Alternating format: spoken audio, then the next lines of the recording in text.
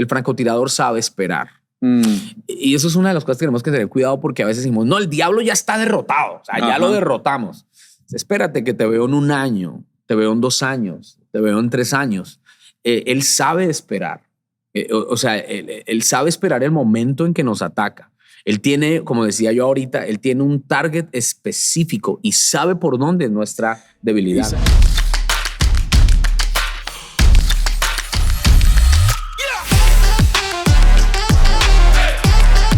Hola amigos, ¿cómo están? Yo soy Sergio Hornung y quiero darles la bienvenida a un episodio más de mi podcast. Les cuento que estamos cumpliendo 1 año ya al aire con el podcast de liderazgo y la verdad que ha sido un viaje increíble. Les doy muchas gracias a todos los que nos han estado siguiendo y han estado atentos a las publicaciones mes a mes y semana a semana. Y creo que para poder celebrar este año tengo el placer de contar con un gran amigo, un pastor que se está además estrenando como escritor, mi buen amigo David Escarpeta. ¿Cómo estás, David? Sergio, un placer estar aquí contigo y con toda tu audiencia, y te felicito por este primer año, que me he dado cuenta que estás haciendo de tanta bendición para tanta gente con esos podcasts. Y bueno, un privilegio estar aquí una vez más. Gracias por este espacio. Gracias amigo por aceptar la invitación. Nuevo año, nuevo presidente, nuevo libro. Sí, nuevos retos, nuevos libros. Estamos muy felices porque es el primer libro como tal, ¿verdad? Que estamos lanzando este año. Y bueno, pues te decía ahorita antes de grabar que literal no lo había visto. Esta es la primera vez que veo el libro en físico, impreso completo, y me sentí muy emocionado. Es como si tuvieras un bebé pues en tus brazos, ¿no? Y la verdad que estoy muy, muy agradecido con el Señor porque me ha permitido escribir este proyecto que tomó más o menos 2 años y medio en escribirlo, y estamos súper emocionados. Qué chévere, qué chévere. Acá tenemos las primicias entonces. Sí, las primicias. No sé si lo pueden ver acá en la cámara. Batallas silenciosas, el primer libro de David Escarpeta. Y justamente quería hablar acerca de tu libro porque me pareció muy interesante el título que le pusiste. No sé en qué te inspiraste para ponerle este título, además muy atractivo. Sí, bueno, tenía un título parecido que era Batallas Internas, pero eso sonaba como muy médico, como muy, sí, como... Entonces, se me vino la palabra silenciosas por esta razón, Sergio. Creo que todos, no la mayoría, todos tenemos batallas silenciosas. No importa el grado de espiritualidad, no importa el grado de conocimiento, de influencia económico, social, todos tenemos batallas silenciosas. Y cuando digo esto, me refiero a lo que dice aquí, las luchas que llevas por dentro que nadie conoce. Y realmente eso es algo que nace obviamente de mi vida, de mi vivencia, pero también de lo que yo veo en amigos y lo que veo en la palabra, de que hay batallas que uno lleva por dentro que, por ejemplo, a veces uno siendo casado, aún teniendo tu cónyuge, teniendo una buena comunicación, pero sabes que estás librando una batalla que en algún momento si la persona va a ser muy duro para esa persona. Y no me refiero a pecados ocultos, sino tal vez situaciones fuertes que uno tiene. Total. Y uno tiene que ser prudente. Y ahí es como esperando el tiempo para poder compartir eso o exponerlo. Pero en otros ámbitos, personas que a lo mejor sí están batallando con cosas crudas, con cosas fuertes, con cosas rudas, que por miedo, temor, no lo hablan con nadie. Por ejemplo, en el caso de muchas mujeres, abusos que vivieron desde pequeñas. Es una batalla silenciosa que llevan por décadas y no lo comentan con nadie. Abortos que se llevaron a cabo. Situaciones duras, ¿verdad? Que todos nosotros llevamos en diferente dimensión, diferente nivel. En pero diferentes áreas. Exactamente, ¿no? En diferentes áreas. Entonces, este libro nace de ver esa realidad de las personas que yo también paso por ahí. No es que pasé, porque paso. O sea, son situaciones que uno sigue peleando constantemente. Total. Por eso el libro se llama Batallas, porque dentro de nosotros hay una batalla campal, en el alma, en la mente sobre todo. Por eso la portada del libro es una cabeza Y si puedes ver, hay bombas y hay carro tanques y un poco de cosas porque uno ve a la gente, hola, ¿cómo estás? Bien, chévere, pero por dentro la gente está sufriendo bombas atómicas internas muy fuertes. Entonces, digamos que este libro es una guía de ayuda para todos nosotros de cómo poder librar esas batallas silenciosas que tenemos, ¿no? Tremendo, tremendo. Te cuento que ya empecé a hojear el libro, empecé con el primer capítulo. Y me pareció interesante que en los primeros capítulos nos hablas del enemigo como un francotirador. Sí. Me pareció importante eso, sí. Esa perspectiva. ¿Por qué el enemigo es un francotirador? Bueno, en realidad si vemos, el enemigo es experto en camuflarse, ¿no? La misma escritura lo dice, que él se viste de ángel de luz. Y en realidad a veces está tan escondido que no lo podemos notar, pero ahí está, ¿no? Y muchos de nosotros, a lo mejor la gente que conoce la palabra de Dios, hemos venido de un background o de un entorno donde nos han mostrado que el diablo es un demonio que te grita y te aparece y te asusta y sales corriendo. Y no estoy diciendo que los demonios no operan de esa manera, pero tú y yo sabemos que la mayoría de veces, como el enemigo opera, no es necesariamente con un tenedor y una cola y haciéndome así, gritándome. Total. Sino es muy sigilosamente, muy milimétrico. Entonces le puse francotirador porque eso es lo que él es. Él se esconde en el momento preciso, él sabe esperar el momento oportuno, él sabe pegarle al target que le tiene que pegar. O sea, mira, yo no soy de las personas que hablo mucho del diablo porque no quiero caer en eso, pero aún del diablo hay cosas que uno dice, oiga, este man algo hace y le sale bien. ¿Y qué es? Siempre esa misma estrategia le sale con muchos creyentes. Él sabe dónde pegar en la debilidad de cada persona. Él sabe dónde está tu grieta. Él sabe dónde está tu talón de Aquiles y él está esperando ese momento. Y tú y yo sabemos que el diablo viene a destruirnos no en el momento en que uno está en el púlpito parado frente a multitudes o no. Él está esperándonos en el cuarto de la soledad. Ahí es donde nos está esperando. En el caso nuestro, en el caso de un empresario en diferente forma, en el caso de una ama de casa de diferentes maneras. Entonces, por eso me llamó la atención ese francotirador y uno de los ejemplos que puse ahí en el libro fue el desierto de Jesucristo. Fíjate que él no lo tentó apenas escuchó la voz del Padre. Oh, tú eres mi hijo amado, tal, en ti tengo complacencia. Ese fue el momento top de la vida de Jesús. O sea, yo creo que imagínate que tú te bautices y que el cielo se abra delante de todo el mundo y que se escuche una voz audible de tu Padre. O sea, no, yo digo, mejor dicho, ya la hice. Jesús estaba en su momentum, pero no fue en el primer día, en el segundo día, en el tercer día del desierto, no fue la primera semana, fue después, ya en el 40 día donde Jesucristo estaba débil. Ahí llega el francotirador. O sea, ese francotirador estaba escondido en las montañas del desierto. Esperando el momento donde atacar. Exacto. No llegó así, ay, hay que atentar a Jesús. No, él estaba escondido en las montañas del desierto 40 días y llegó el momento en que dijo, ya, este es mi momento preciso. ¿Sabes para que comienzas a compartir esto y se me vienen tantos pasajes? Por ejemplo, cuando David se quedó en Jerusalén, palacio, sí, en vez de salir a la guerra, y ahí fue que vino el ataque. Sí. O después de que Elías tuvo la gran victoria en el Monte Carmelo, sí, y le viene el ataque, sí, y termina escondiéndose en una cueva. Y cómo el enemigo, literal, como tú lo describes, es ese, sí, francotirador, sí, que está viendo, sí, cuando estás cansado, cuando estás bajoneado, sí, cuando estás desanimado, sí, para ahí lanzarte el dardo. O cuando tienes hambre. Porque, por ejemplo, si te acuerdas en Génesis 3, Dios les dijo, coman de todo, menos de eso.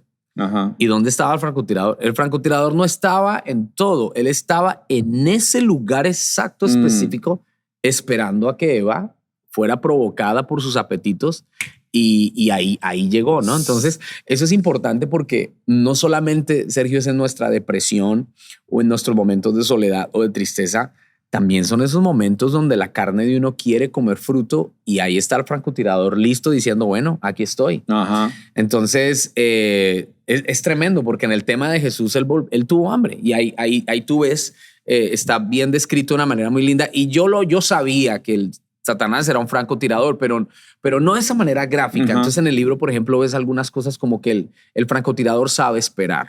Y eso es una de las cosas que tenemos que tener cuidado, porque a veces decimos, no, el diablo ya está derrotado, o sea, ya lo derrotamos. Espérate que te veo en 1 año, te veo en 2 años, te veo en 3 años. Él sabe esperar. O sea, él sabe esperar el momento en que nos ataca. Él tiene, como decía yo ahorita, él tiene un target específico y sabe por dónde es nuestra debilidad. ¿Y sabes ¿no? qué me parece muy interesante, David? Que no todos somos vulnerables en los mismos momentos ni en las mismas áreas. En otras palabras, él tiene una bala con tu nombre. ¡Wow! Dilo otra vez, está buenísimo. Sí, él tiene una bala con tu nombre. Él sabe dónde pegarte. Él sabe dónde dispararte. Porque algunos de repente, su momento de debilidad es cuando están cansados o desanimados. Pero para otros puede ser el momento de la cumbre, donde comienzas a pensar, soy yo ya no necesito de Dios, y te ataca por el orgullo, por la soberbia, por la arrogancia. Entonces, me parece muy, muy gráfico y muy interesante ver a ese francotirador y nosotros ser conscientes que está ahí, ¿no? Sí, y algo, por ejemplo, que escribo, ¿me lo permites? Claro. Quiero mostrarles un poquito hablando de algunos misiles que el francotirador tira, y aquí, por ejemplo, menciono el misil de la acusación, que le suena muy bien, ¿no? A él siempre le pega bien. El de la duda, el del engaño. Me llama la atención, es el misil del placer, ¿no? Porque él siempre, él sabe, como te digo yo, cuál es nuestro talón de Aquiles. Pero en cada sección de cada capítulo no solamente hay un enemigo, hay un armario donde nosotros podemos meternos ahí y tomar algunas armas importantes que podemos usar, ¿no? Y entonces en este armario, en este capítulo del francotirador, uso, por ejemplo, el arma de los binoculares, ¿no? Y obviamente se refiere a que no perdamos ese discernimiento de ubicación espiritual. Porque, como Pablo decía, no desconocemos las artimañas, las mañas, los engaños del enemigo. Él lo dice claramente, yo no soy un torpe y un ignorante de las artimañas que este francotirador está usando. Y eso es donde muchas veces caemos. Caemos en la oscuridad, en la necedad, y nos envanecemos. Y como que no identificamos esas artimañas de ese francotirador y perdemos la noción espiritual, los binoculares. Tú has visto, a mí me encantan las películas de guerra. O sea, no sé tú, pero sí. A mí me fascina. Entre más sangre, más avivamiento. Y mi esposa se enoja, que es pura sangre, pero así nací yo. Y me encanta esas películas donde uno está viendo. Hay una película que se llama el Sniper. No sé si has visto el Sniper, se dice en inglés, ¿no? El francotirador americano que nació en Dallas. Es cowboy de Dallas, texano, que fue el mejor en la historia de la Armada de los Estados Unidos. Creo que además es una historia de la vida real. Sí, es de la vida real. Esa película es increíble, pero impresionante. Y esa película me impresiona porque el tipo tenía una visión impresionante. Y hay una escena donde se enfrenta francotirador con francotirador, porque los mandan en la zona de Oriente Medio donde está la crisis, y la misión era rescatar al que tenían que rescatar y destruir al que tenían que destruir. Pero hubo uno que había matado cuanto soldado americano y era un muy buen francotirador. Y esa escena es espectacular porque todo está callado. Y de este lado ves al francotirador americano y de este lado ves al francotirador enemigo, y es distinguirse dónde está quién. Imagínate la habilidad que tiene que tener un francotirador para distinguir al otro francotirador. O sea, tienes que tener una inteligencia bravísima para distinguir a alguien que sabe las mañas que tú tienes, que sabe y que sabe esconderse muy bien. Entonces, en lo espiritual, yo así lo asocio, que a veces nosotros perdemos ese discernimiento de cómo el enemigo está operando y perdemos esa conciencia espiritual. Entonces, por eso menciono ahí de los binoculares espirituales, ese discernimiento espiritual que me da una ubicación de dónde estoy yo y dónde está el enemigo. Sabes que lo que dices es muy importante, porque yo entiendo, hay muchas personas que sobre espiritualizan todo, satanizan todo, pero hay otros que se han ido al otro extremo y como que ya el diablo no existe, no hay bien, no hay mal, no hay cielo, no hay infierno, y ignoran totalmente que estamos literalmente en medio de una batalla. Sí, todo es... Yo tengo amigos psicólogos y yo he usado psicología. O sea, a mí me ha servido una psicología cristocéntrica con la palabra, pero noto que nos estamos yendo ahorita mucho para allá y hemos perdido como ese balance sano de entender que las armas de nuestra milicia no son carnales, sino poderosas en Dios. Total. ¿No? Lo dijo Pablo. Y lo que tú dices es ciertísimo. Y si nosotros solo caemos en el rechazo, porque sí es cierto, por años todo eran diablos, ¿no? Sí. Llegué tarde al trabajo, espíritu de pincha llanta fuera. O sea, todo era un demonio. Se me metió un demonio a la llanta, se me metió un demonio a la... Pero creo que nos volvimos anti, ¿no? Y creo que este libro nos ayuda a abrir el espectro espiritual de una manera clara y sana para ubicarnos en una guerra espiritual. Porque fíjate, Sergio, que la guerra espiritual es más que reprender. Ustedes piensan que la guerra espiritual simplemente, fuera diablo, fuera, ¿qué estás haciendo? Estoy haciendo guerra espiritual. No tenemos ni idea, porque la guerra espiritual empieza aquí. La guerra espiritual empieza con conocer los principios y las armas espirituales que Dios me ha dado. Y nosotros sabemos reprender mucho, pero sabemos obedecer poco, sujetarnos poco. Y ahí es donde hay un vacío fuerte, ¿no? Reprendemos por donde quiera, pero se nos olvida que la Escritura dice, sométanse a Dios, resistan al diablo, ¿no? Y nosotros no nos sometemos y sí empezamos a reprender. Por eso el enemigo se nos ríe en la cara. Entonces, una de las cosas que menciono en este libro, que uno de los misiles que tira el francotirador, ¿no? Es el misil de la mentira, del engaño, ¿no? Y a veces, mira esto que te voy a decir, muchas veces pensamos que solamente él dice, eres feo, o eres bobo, o no sirves para nada. Y como que el diablo habla así. En realidad, el diablo no le importa decirnos ese tipo de cosas. A él lo que le importa es desvirtuar la verdad de Dios en nosotros. Él no le importa decirnos que somos feos, no, porque muchos toman esas palabras como de una manera emocionalista, como que el diablo viene a herir mis sentimientos. El diablo viene a destruir la verdad de Dios en el que la tiene. Claro. Porque piensan esto, si la persona no tiene la verdad de Dios en su corazón, pues ya hace parte del equipo de él. O sea, él no va detrás de los que no tienen la verdad. Y como Jesucristo dijo que la palabra es sembrada y viene el diablo y la roba, él es experto en venir a destruir la verdad de Dios en nosotros. Entonces, por eso es que nosotros tenemos que levantar el escudo de la fe cada día de nuestra vida. Y muchas personas toman la armadura de Dios como algo muy místico, cuando en realidad es lo más práctico que hay. Lo que está haciendo Pablo es hacer una similitud entre un soldado romano, pero cada arma tiene una virtud espiritual. El escudo de la fe, y la fe no es simplemente decir, cállate diablo, cállate que eso es verdad, yo creo en Dios. No, la fe es la palabra, armarse completamente. Es un escudo que cubría todo el cuerpo del soldado, no era un escudito de este tamaño. Le cubría todo desde su cabeza hasta sus pies y esa es la palabra. Entonces, entre más nosotros nos armemos de la palabra, entre más nosotros tomemos esa espada del Espíritu y apliquemos realmente de una manera práctica y diaria los principios que están aquí, pues vamos a poder librar esas batallas silenciosas que tenemos, ¿no? Sabes que vi que además de las armas que tenemos para defendernos, hablabas de las armas que el francotirador o el enemigo usa para atacarnos. Y claro, haces una similitud ahí con las armas de guerra actuales, como minas, como hasta drones, vi que, drones, que mencionas. Pero no, lo de las granadas sí me gustaría que lo toques, porque me parece que hablas de las granadas que explotan en nuestra mente. Y algo que para mí es complejo es cómo guardamos nuestra mente de estas granadas en un mundo que nos bombardea en la tele, en el internet, en las redes sociales, ahora con la inteligencia artificial. ¿Cómo podemos proteger, guardar, blindar nuestra mente para... sí, cuidarnos de estas granadas. Wow. Bueno, tengo que ir al libro porque me olvida lo que escribí.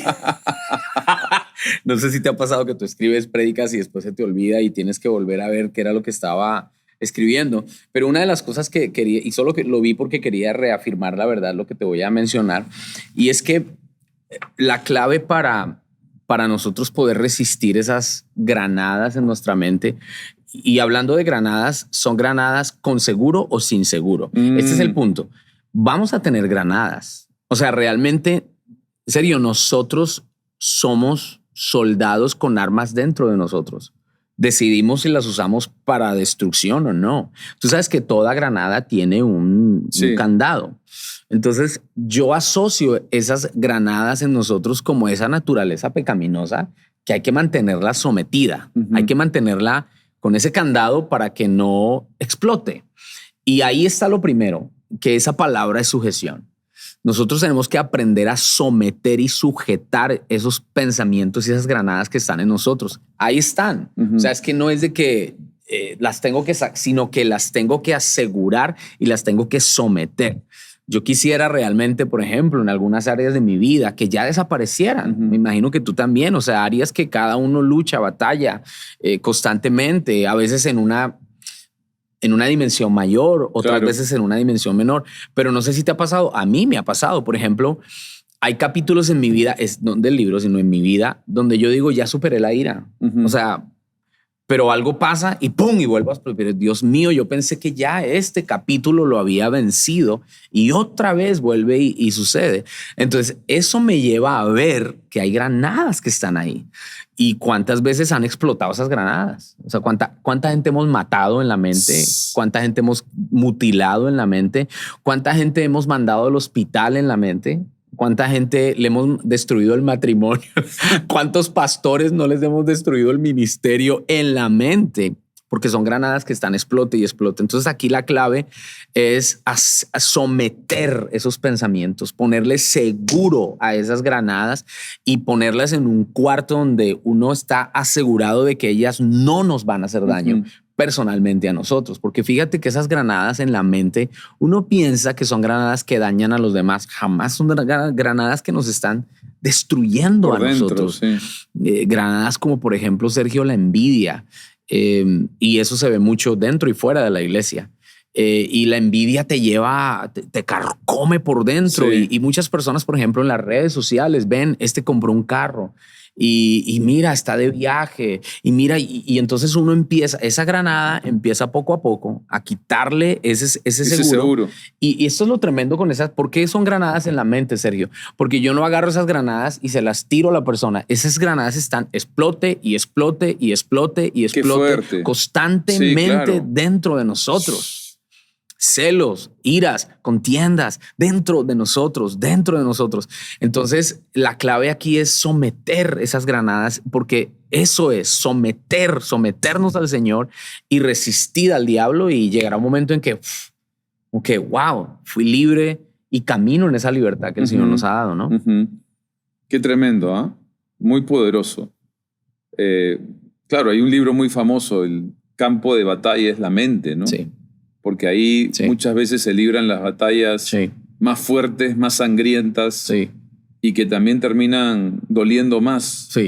Esas batallas internas, ¿no? Y otra cosa que tengo aquí en este libro es que dice, una persona que ha codificado su mente con la verdad no dejará que esas granadas de engaño se introduzcan en su cabeza. Entonces es someterse, pero también es codificar.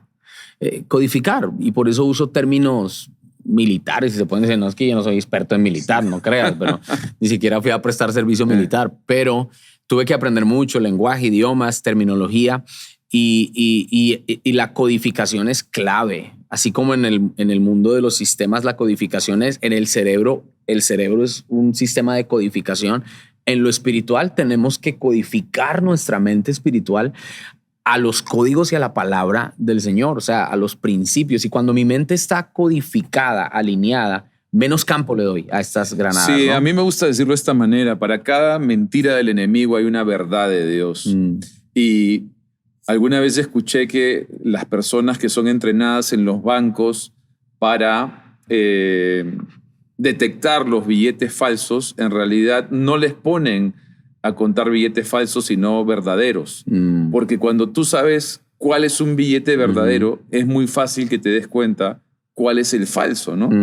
Y lo aplico a lo que tú estás diciendo. Mientras tú más conoces la verdad, más conoces la palabra, más conoces las promesas de Dios, más blindada va a estar tu mente contra esas granadas, contra esos engaños, contra esas mentiras del enemigo, porque él, claro, su misión o una de sus misiones es de alguna manera socavar la verdad de Dios, minar la verdad de Dios, sabotear las promesas de Dios, ¿no? ¿Y cómo lo hace? Con pensamientos, con mentiras, con engaños, que si no tenemos bien blindada la mente, fácilmente podemos aceptar como nuestros. Wow. Entonces, eso va a venir en la segunda parte del libro. Sí, eso va a venir en la segunda parte del libro, featuring Sergio Hornung. Mira, sabes que una de las cosas que me ponía a pensar mientras escribía este libro es que muchos de nosotros vemos la palabra de Dios solo como un libro o un librito de promesas. Y vamos a ser honestos, a veces a mí me pasaba años atrás que yo abría la palabra Señor, háblame. Y cuando iba a un texto como medio duro, como que, uy, no, esto no es de Dios, esto no es para mí. Y siempre me iba como a esos textos donde traían como que, ay, me daban paz y como que esa palabra es para mí, pero realmente toda la palabra es inspirada por Dios. Total. Y cuando nosotros salimos del nivel de inmadurez, solo de buscar la palabra para buscar promesas para mí y realmente buscar la palabra como una armadura que me pongo constantemente, yo abrazo toda la palabra de Dios. Toda la palabra de Dios, y el Señor me ha exhortado en eso. Y fíjate que con mi liderazgo ahí en Houston tenemos un ejercicio todos los días. Todos los días tenemos un ejercicio que le llamamos PAMPE. Quiere decir P de pecado, A de actitud, M de mandato, P de promesa y E de ejemplo. Entonces nos vamos versículo por versículo en toda la Biblia. Entonces nos compartimos lo que el Señor nos habló. ¿Y qué pecado el Señor te muestra ahí?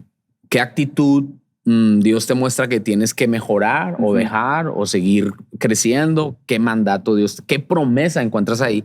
¿Y por qué digo esto? Porque eso nos ha enseñado como liderazgo a no solo buscar promesas, sino buscar mandatos, buscar pecados, buscar actitudes, buscar ejemplos a seguir. Y eso ha sido tan bonito porque te arma la mente, y la mente se va codificando poco a poco. Es un proceso largo porque muchos piensan que es fácil. Voy a un culto, escucho una conferencia y ya me armé. No, es un proceso que toma años, pero en el proceso de los años la palabra misma va actuando en ti de tal manera que tu mente, tus pensamientos, tus palabras, tu conducta, tu cultura, tus valores empiezan a ajustarse a la voluntad de Dios y te das cuenta que, wow, que realmente eres un soldado. Bien armado, ¿no? Qué bueno, qué bueno. ¿Cuán importante es tener compañeros de trinchera en estas batallas? ¿Cuán importante es tener compañeros que estén contigo ahí cuando ese francotirador dispara?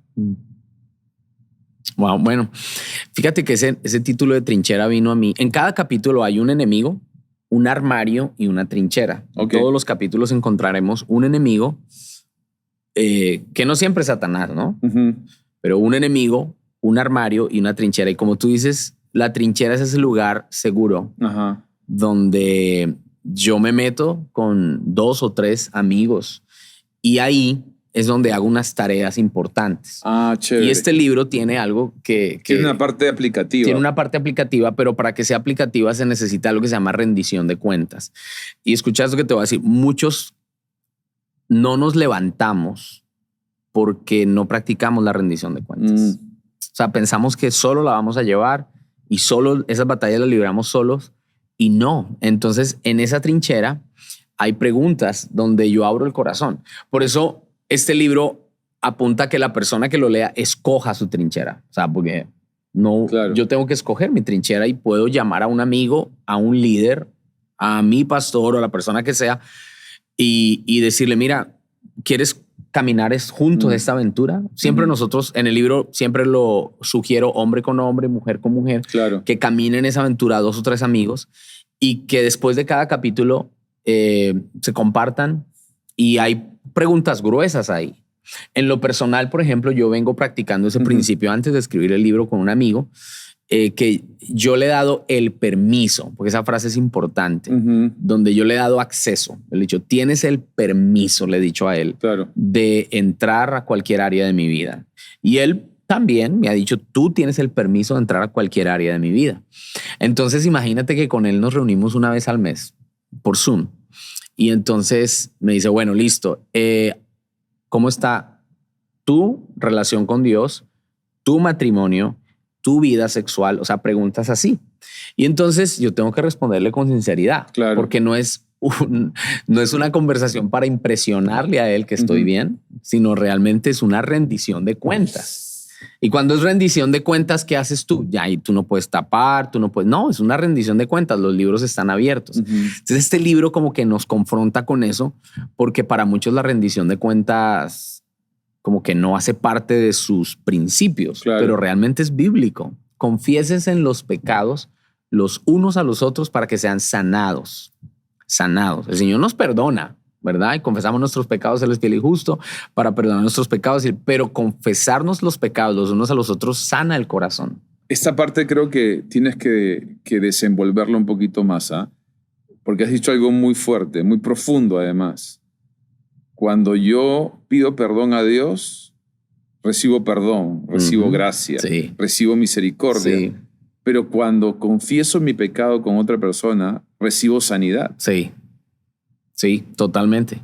Wow. Y tiene mucho sentido porque Dios nos da la gracia, como tú dices, Dios nos da el perdón, pero es que la sanidad, y es en mi experiencia y en la palabra lo puedo ver, la sanidad viene cuando el orgullo se muere. Si tú te das cuenta, los que no perdonan, falta de humildad o orgullo. Claro. Los que mantienen la ira, orgullo. El orgullo es la raíz, ahí está. Entonces, el orgullo es el que me dice, shh, porque qué van a decir, porque te van a juzgar. Ese es el orgullo. Claro. O sea, llámalo pena, vergüenza, pero cuando le quitas el disfraz, al final del día es orgullo. porque es mi ego el que está en juego. Cuando yo me desarmo de eso, ahí empieza la sanidad. Y ahí es donde yo puedo decir, wow, sí, reconozco. Entonces, yo quiero animar a las personas a que, bueno, obvio que compren el libro, por favor, pero que busquen amigos del espíritu. Gente que no te va a juzgar. Compañeros de trinchera. Compañeros de trinchera. Me gusta ese nombre. Compañeros de trinchera. Entonces, por ejemplo, con esta persona que te digo yo, hablamos de cosas como, por ejemplo, no nos importa cuántos seguidores tenemos, cuántos asistieron cuántos vinieron a tu iglesia, cuántas salvaciones tuviste, qué éxitos ministeriales tiene. No, es cómo está tu relación con el Señor, tu vida de oración, tu matrimonio, tu vida íntima. Y son preguntas así. Entonces, este libro tiene este tipo de preguntas donde realmente ahí uno en la trinchera, imagínate 2 soldados en la trinchera, Sergio, ahí no hay peluquería, ahí no hay, están todos sucios, están todos embarrados, porque vienen de la guerra. Sí. O sea, comen barro con comida, se pueden... Los olores, se conocen los olores. Eso es la trinchera. La trinchera no es una fogata donde todos estamos ahí comiendo marshmallows. No, es un lugar donde yo soy vulnerable. Pero ¿sabes qué? Te añado algo más y es un lugar donde es cuestión de vida o muerte. Wow. El que la otra persona te esté guardando la espalda. Porque no sabes si vienen por un lado, si vienen por el otro. Cuando uno está cansado, el otro lo levanta. Cuando uno se duerme, el otro está despierto. Y qué importante tener esta clase de amigos a tu lado. Wow. No es simplemente para pasarla bien, no es simplemente para tener un amigo con quien conversar. Es un tema de muchas veces vida o muerte. Wow. ¿No? O sea, ¿cuántas veces Jonatán le salvó la vida a David? ¿No? Y muchas veces necesitamos un Jonatán, un compañero de trinchera. Y yo le doy gracias a Dios por tu vida, porque tú eres un compañero de trinchera, un amigo. Igual. Un amigo fiel, un amigo que sé que está guardando mi espalda. Todo, así es. Y yo también, no es simplemente porque me lo dijiste, yo te lo digo, no. Pero tú has estado en momentos míos, personal, familiares y ministeriales, muy cruciales. Y Dios te puso ahí. Llegaste en ese momento de trinchera para evitar, porque era muerte, era vida o muerte. Sí. A mí me sacude eso cuando dices vida o muerte. Te lo voy a decir por qué. ¿Cuántos pastores, ministros, empresarios murieron, no físicamente, pero murieron ministerial en sus matrimonios porque no hubo una trinchera para ellos? ¿O sabes qué? Estaban en la trinchera, pero estaban solos. No hubo compañeros de trinchera. No hubo compañeros. Wow. No hubo compañeros. David, ¿qué le puedes decir hablando en esta terminología que estamos usando a un líder, a un pastor, a un servidor, a un voluntario, a un creyente, a un cristiano, a un soldado? Sí. Que ha sido herido,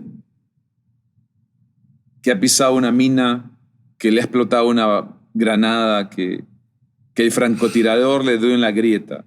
¿Cómo te levantas?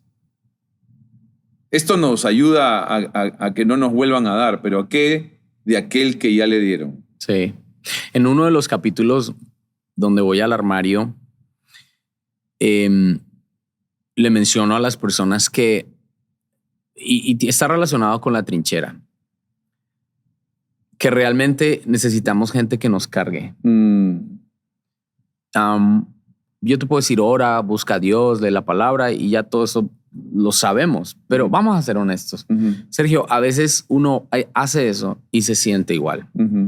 Y ahí es donde uno entiende el valor de un soldado que camina conmigo. Wow. Y yo en lo personal, en los últimos años, para mí el valor de la amistad en el campo de guerra no era algo muy importante. Para mí yo era de los que pensaban, no, mientras yo ore, Dios está conmigo y vámonos para adelante y tal. Venía con esa mentalidad hasta que me di cuenta del valor de las relaciones. Y me acuerdo ahora de la palabra que Jesús fue compañero de trinchera de Pedro y él no se dio cuenta. Wow. Pedro, Satanás ha pedido tu vida para zarandearla. Esa era una trinchera. Tal cual. Pero yo he orado por ti para que tu fe no falte. Y Pedro no la agarró. Pedro no la agarró. Literal, le estaba abriendo la puerta para que Pedro dijera, por favor, ayúdame. Necesito de ti. Pero Pedro, ¿qué estás hablando? O sea, aunque todos te fallen, yo nunca te dejaré. Y es el valorar. Yo el consejo que le puedo dar a aquellas personas que han sido heridas, maltratadas, que le ha explotado una mina, quiebra corazones de esas ofensas. Mi consejo es busca ayuda. Grita por ayuda. Mira, si tú te estuvieras muriendo físicamente en un lugar, tú estarías gritando por ayuda. Pero sabes que a veces lo que no nos deja gritar es el orgullo. El orgullo no nos deja tomar ese teléfono y decir, sabes qué, ayúdame, estoy mal. Y eso es lo que quiero invitarte hoy, a que reconozcamos que somos soldados heridos. Cuando uno le abre la puerta a la vulnerabilidad, se abre el camino a la sanidad. Y yo estoy seguro que tú no estás solo. El enemigo te ha querido ver que estás solo. Te ha querido hacer ver que tú estás solo. Tú no estás solo. No estás solo. Que no nos pase el síndrome de Elías. Todos han abandonado y me he quedado yo solo. No, tú no estás solo. Hay gente que Dios ha puesto y con un solo soldado que esté a tu lado para escucharte, para no juzgarte, para caminar contigo, estoy seguro que va a ser un avance increíble en tu sanidad. Hay cosas que uno puede hacer solo, Sergio. Sí. Tiene que hacer solo. Pero hay cosas que uno necesita de un compañero de campo de guerra, ¿no? Sí, ¿sabes?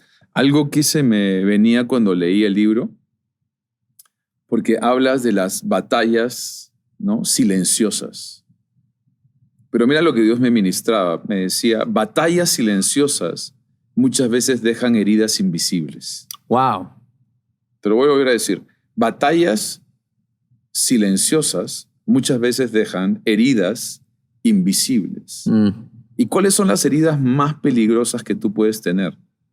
Las que tienes, pero no sabes que tienes. Las que tienes y no puedes ver.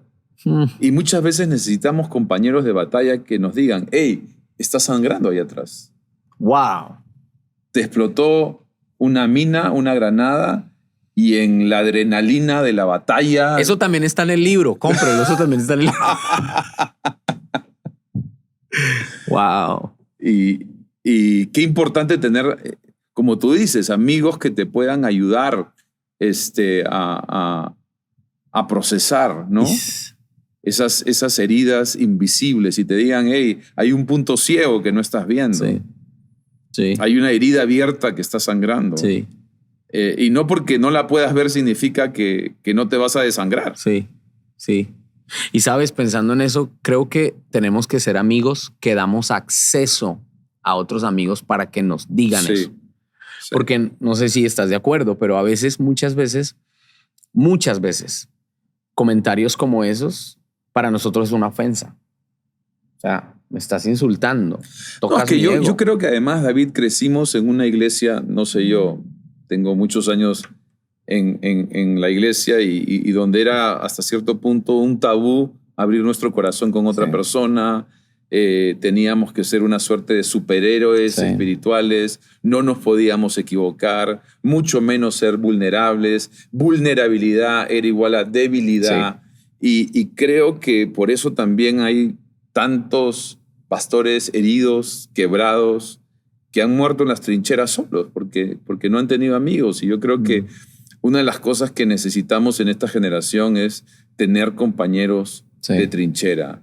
Personas con las que, como tú decías, en más de una oportunidad, darles el permiso y decirles, hey, y tú me lo has dicho. Si ves algo en mí, ven. No, por favor, dímelo. ¿No? Y creo que todos necesitamos esa vulnerabilidad. Y también creo que dices en el clavo cuando dices acerca del orgullo, porque no podemos sanar algo que no podemos identificar. Y si tenemos la venda del orgullo, va a ser muy difícil entender que como pastores, muchas veces pastores, líderes, empresarios, padres de familia, sea lo que sea, en esta batalla es imposible que salgas sin un rasguño. O sea, Superman espiritual no eres. Chuck Norris espiritual no existe. Entonces, creo que es importante también reconocer que estamos en una lucha, en una batalla. Tenemos la victoria de nuestro lado, pero sin duda hay esquirlas que nos terminan cayendo. Y tenemos que reconocer que muchas veces, creo que es el primer paso para poder sanar, ¿no? Definitivamente. Confesarnos los unos a los otros para ser sanados. Wow, eso de la trinchera a mí me emociona mucho. Sabes que a lo mejor en las redes voy a abrir un día donde se hable específicamente de la trinchera. Sabes que es importante que la gente tenga. Y no tiene que ser 50 personas. Mi próximo libro se llama Compañeros de Trinchera. Súper chévere. Es muy original. Muy original, sí.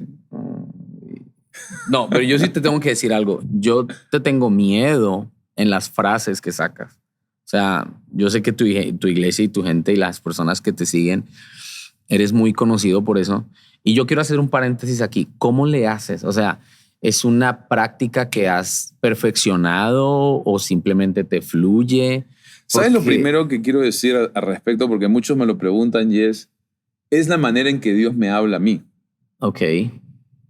Muchas veces después de una charla, lo que te quedó, ¿qué fue? Una frase.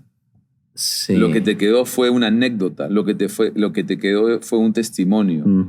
Y yo tenía por muchos años un mentor que se llamaba Miles Monroe. No, casi nada. Sí. Y él justamente trabajaba mucho el tema de las frases. Wow. Y yo cada vez que iba a sus conferencias, me explotaban esas frases. Y fue la manera en que yo comencé a recibir de parte de Dios. Entonces era la manera que yo también quería comunicar. Así que soy muy, muy intencional en cada uno de mis mensajes, tratar de dejar esas frases que queden impregnadas en las personas. Pero son frases que, o sea, por ejemplo, yo me pongo en eso y yo saco perro que ladra no muerde. Como qué sé yo, pero tú tienes, por ejemplo, esa frase que dijiste ahorita de las... que lo silencioso deja heridas invisibles, ¿no? Batallas silenciosas dejan heridas invisibles. Y entonces no solamente es el arte de decir frases, sino que rimen. Y yo creo que eso es perfección. O sea, en el tiempo tú te vas Sí, haciendo más, es verdad. te vas perfeccionando eso de tal manera que te va fluyendo, ¿no? Sí, sí. Tú deberías hacer un libro. Gracias, amigo. Gracias. Ahí estamos también con ese deseo de también debutar como escritores. Sí. Pero ya saben, entonces, ¿cuándo sale? Bueno, esta es la primicia. Pero... Es la primicia y la verdad que Dios nos dio gracia porque aunque el libro no ha salido oficialmente porque sale en marzo, el 18 de marzo, un día después de mi cumpleaños, aquí pues por primera vez en Perú es la primicia. Justo estamos en semana de semana de primicias. primicia, sí. Entonces estoy muy bendecido, pero sí, digamos al mercado público saldrá a nivel general el 18 de marzo de este 18 año. de marzo, entonces. Pero ya lo pueden preordenar. Ah, buenísimo. Ya, sí, buenísimo. ya lo pueden preordenar. Batallas silenciosas. Imagino que va a estar disponible en todas las librerías cristianas. En todas las librerías o librería cristiana. Obviamente aquí se usa Amazon. Sí, Amazon. Sí, en Amazon, en, no sé, Mercado Libre. Ajá, Mercado Libre. Sí, piratería.com. Todo eso. Mentira. Todas esas plataformas que usan las personas para que usen ustedes para adquirirlo, adquiéranlo. Va a ser de mucha bendición, espero. Buenísimo, buenísimo. Bueno, muchas gracias a todos por conectarse. Y David, felicitaciones una vez más por el libro. ¿Yo te puedo pedir un favor 10 segundos? Sí, claro. ¿Puedes orar por el libro? Pon ahí tu mano, oramos juntos. Padre, te damos gracias, Señor, por este libro. Hoy lo presentamos delante de ti, Señor, y te pedimos que sea de bendición para miles y miles de personas que están luchando con estas batallas silenciosas. Dale las armas para que ellos puedan vencer y derrotar, Señor, a ese francotirador. En el nombre de Jesús. Amén. Amén. Gracias. Muchas gracias.